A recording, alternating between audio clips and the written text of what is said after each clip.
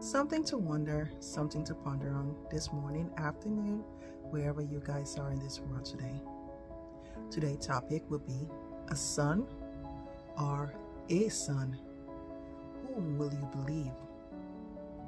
So before I start reading in your area, I hope you guys subscribe, share, and I hope it would be a blessing. Let's start.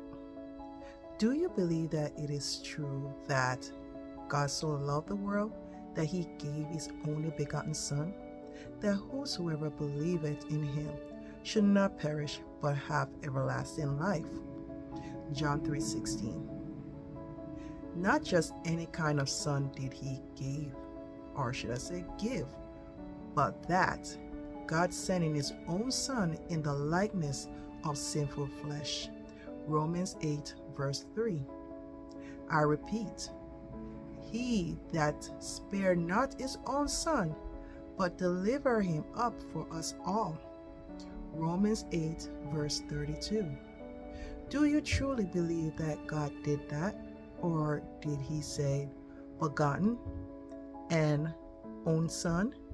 But what he meant was a pretend son, metaphorically speaking.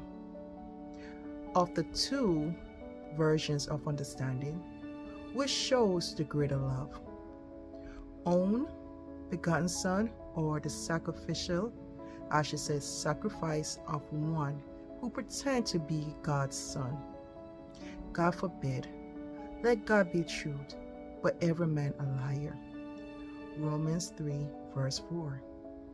In other words, believe the testimony of God that he made about his own Son. Liars said otherwise.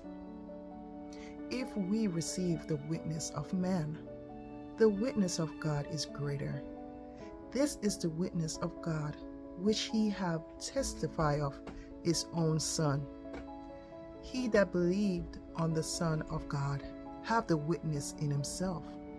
He that believeth not God have made him a liar, because he believeth not the record that God gave of his Son. 1 John chapter 5 verse 9 and 10. Why is it that men refuse to accept the witness of God, but rather the witness of man? Is it because they love the praise of men more than the praise of God? John 12 verse 43.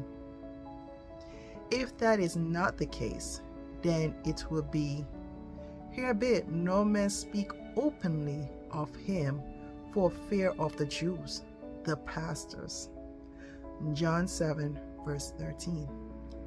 They fear the Jews, church leaders, that if any man did confess that he was Christ, the Son, true Son of God, he should be put out of the synagogue. John chapter 9 verse 22. Their love for a system is greater than their love for God. They having a form of godliness, but denying the power thereof, from such turn away. From such turn away. 2 Timothy verse 3. I said verse 3, my bad. 2 Timothy chapter 3 verse 5. Hey, everyone made mistakes, right? Are you ashamed of Christ? Him also shall the Son of Man be ashamed, when he cometh in the glory of his Son, and not the Son, but the glory of his Father with the holy angels. Mark chapter 8 verse 38. Their spirit is as the Jews, who sought the more to kill him, because he said also that God was his Father, making himself equal with God. John 5:18. He ought to die because he made himself the Son of God. John 19 verse 7. Is it still the cry today? or he ought to be disallowed because you preach that Jesus Christ is the literally Son of God. I should say literal Son of God. So friends and family, it is a teaching that God is pretending, or I should say Jesus was pretending to be the Son of God. Which I mean is this: there are some religion or teaching that said Jesus came to earth to be a son, to be a sacrifice. That's totally wrong. Jesus was always, and I should say it again, always a Son of God, else it would not be a sacrifice. It's like sending a friend to pretend to be something else. And where would that be for us to be saved? What you guys think about it? That's why I'm beginning.